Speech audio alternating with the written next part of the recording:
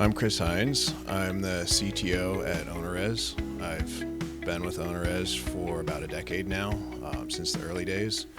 And that's part of what I'm going to talk about today.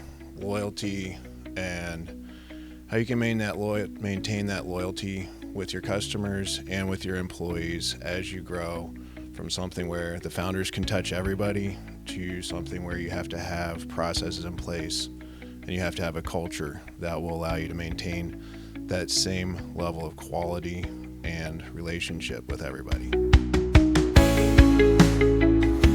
One of the things that we focus on at OwnerRez is at time of booking, if the booker comes through an OTA, making sure that you reach out to them and form a personal connection, get their personal contact info, get them to sign a renter agreement that shows that they're working with you directly, not just the OTA, differentiates you and your personal brand.